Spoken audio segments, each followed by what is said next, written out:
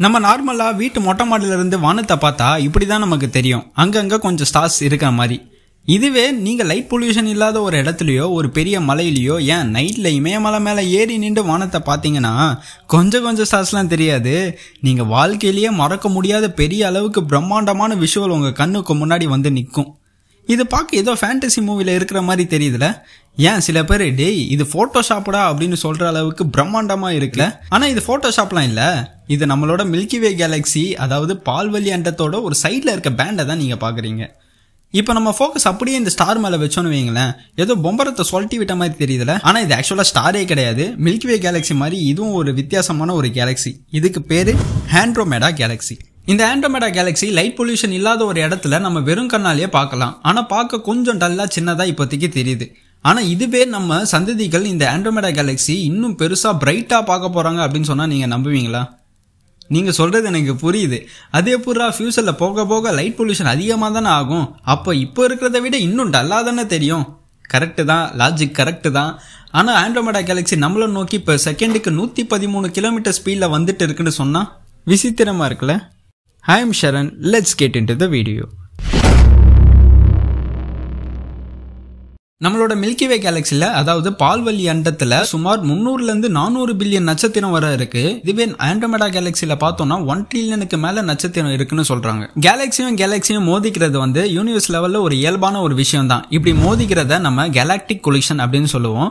இந்த Andromeda Galaxy மாதிரியே ட்ரையாங்குலம் கேலக்சின்னு இன்னொரு கேலக்சியும் நம்மள நோக்கி வந்துட்டு இருக்கு. இந்த ஆண்ட்ரோமேடா கேலக்சி, நம்மளோட மில்கிவே கேலக்சி, அப்புறம் இந்த ட்ரையாங்குலம் கேலக்சி, இது போக ஒரு 30 சின்ன கேலக்சிஸ் எல்லாமே நம்மளோட லோக்கல் கிளஸ்டர்ல இருக்கு. சோ இந்த லோக்கல் கிளஸ்டர்ல இருக்கிறதுலே பெரிய கேலக்சினா இந்த ஆண்ட்ரோமேடா கேலக்சி தான். சோ இதோட விட்டம் மட்டுமே 2 லட்சம் லைட் இயர்ஸ் வரை இருக்கு. நினைச்சு கூட பார்க்க முடியல.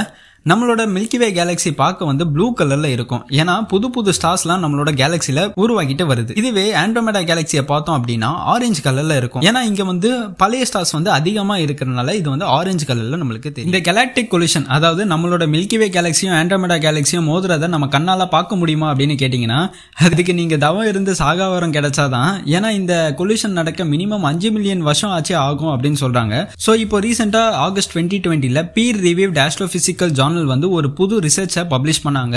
சோ இந்த பீர் ரிவ்யூவ்ட் அப்படின்னா ஆராய்ச்சியாளர்கள் எல்லாரும் அந்த ரிசர்ச் பேப்பரை அலசி ஆராய்ச்சி கரெக்டான ரிவ்யூ பண்றதை தான் பீர் ரிவ்யூவ்ட் அப்படின்னு சொல்றோம்.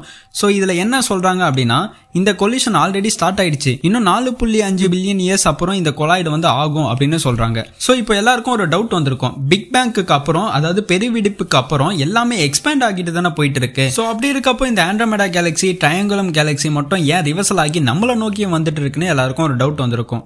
ஹெட்வின் ஹப்பிள் அப்படின்ற ஒரு ஆஸ்ட்ரோனமர் வந்து டாப்ளர் எஃபெக்ட் மூலியமா இதை கன்ஃபார்ம் பண்றாரு. சோ அவர் ஆரம்ப கட்டத்துல லோக்கல் கிளஸ்டர்ல இருக்க எல்லா கேலக்சிஸும், அதை தாண்டி இருக்க பல கேலக்சிஸ்க்கும் ரெட் ஷிஃப்ட்டை நோட்டீஸ் பண்றாரு. சிம்பிளா நான் சொல்லணும்னா நம்மளை விட்டு எக்ஸ்பெண்ட் ஆகி தூரமா போகிற எல்லா பொருளுக்கும் ரெட் கலர்ல ஸ்பெக்ட்ரம்ல தெரியும். இதுவே நம்மள நோக்கி வந்துட்டு இருக்க பொருள் எல்லாமே ப்ளூ கலர்ல தெரியும். சோ இவர் நோட்டீஸ் பண்ண எல்லா கேலக்சிஸும் ரெட் கலர்ல தெரிஞ்சது ஸ்பெக்ட்ரம்ல.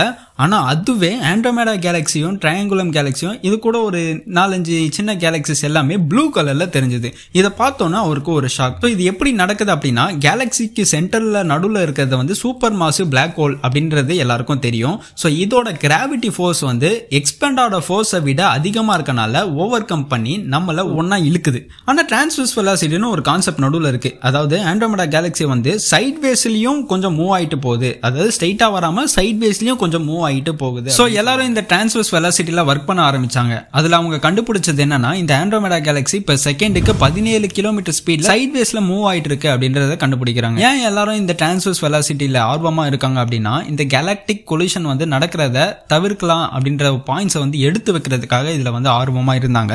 பட் அவங்களுக்கு கிடைச்ச ரிசல்ட் என்னன்னா, இந்த டிரான்ஸ்வர்ஸ் வெலாசிட்டி வந்து 17 கிலோமீட்டர் பெர் செகண்ட், அதாவது 17 கிலோமீட்டர் பெர் செகண்டுக்கு வந்து ஆண்ட்ரோமேடா கேலக்சி சைட்வேல மூவ் ஆகுது அப்படின்னு கண்டுபிடிச்சாங்க.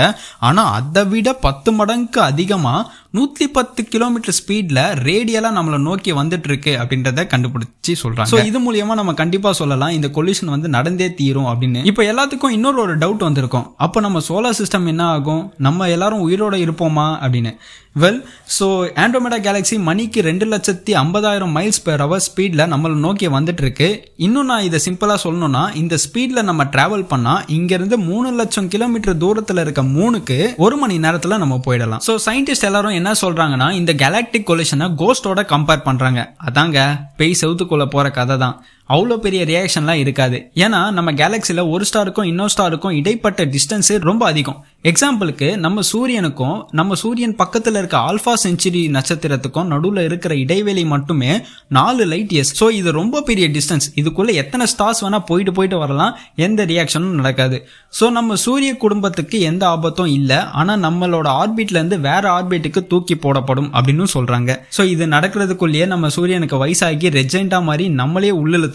சப்போஸ் சூரியன் ரெட் ஜெயிண்டா மாறல, அப்படி எதுவும் நடக்கல, நம்ம உயிரோட தான் இருக்கோம் அப்படின்னா, இந்த கொலிஷன் நடக்கிறப்போ நம்ம சூரியன் இப்போ இருக்கிறத விட 35-40% ஒளியை அதிகமா வெளியிடும். இந்த சமயத்துல கிரீன் ஹவுஸ் எஃபெக்ட் நடக்கும். ஹீட்டுனால நம்ம பூமியில இருக்கிற தண்ணி எல்லாமே ஆவியாகி எவாபரேட் ஆகி போயிடும். ஸோ அப்போ ஹியூமனிட்டி கண்டிப்பா பூமியில சர்வைவ் ஆகாது. 2012 நாசா ரெண்டர் பண்ண வீடியோ தான் இது. இதுல ஆண்ட்ரோமெடா கேலக்சியும் நம்மளோட மில்கிவே கேலக்சியும் எப்படி மோதி ஒன்னிணைறது அப்படின்றத ரெண்டர் பண்ணி காமிச்சிருக்காங்க. ஸோ இப்படிதான் கேலாக்டிக் கொலிஷன் நடக்கும் அப்படின்னு கணிச்சிருக்காங்க. ஃபர்ஸ்ட் ஆண்ட்ரோமெடா கேலக்சி தான் நம்மளை நோக்கி நம்ம கேலக்சியோட மோதும். ஸோ நம்ம கேலக்சியில இருக்க சூப்பர் மாசிவ் பிளாக் ஹோலும் அதுல இருக்க சூப்பர் மாசிவ் பிளாக் ஹோலும் ஃபர்ஸ்ட் ரிப்பல் ஆகும். ரிப்பல் ஆகிட்டு திருப்பி மோதுறப்போ ஒன்னா இணைஞ்சு ஒரு புது கேலக்சியை ஃபார்ம் ஆகும். ஸோ இந்த 2 கேலக்சியும் ஒன்னா இணைஞ்சதான் மில்கோமேடா அப்படின்னு சொல்றாங்க. சோ அப்போ அதுவரை கண்டிப்பா ஹியூமனிட்டி சர்வே ஆக போறதே இல்ல. ஆனா நினைச்சு பாருங்க, 10 வருஷத்துக்கு முன்னாடி நம்ம கிட்ட ஸ்மார்ட் போன் இருந்துச்சா? ஆனா நம்ம இப்போ எந்த அளவுக்கு வளர்ந்துருக்கோம். இப்போ வயர்லெஸ்ஸா உங்ககிட்ட நான் பேசுற அளவுக்கு நம்ம வளர்ந்துருக்கோம் அப்படின்னா, இந்த கொலிஷன் நடக்க 5 பில்லியன் இயர்ஸ் ஆகும். அதுவரை நம்ம இந்த இடத்துல தான் இருப்போம்னு நினைக்கிறீங்களா? ஏன் இந்த சோலார் சிஸ்டம்லயே இருப்போம்னு நினைக்கிறீங்களா? பெல், அது இன்னொரு நேரத்துக்கான இன்னொரு கதை.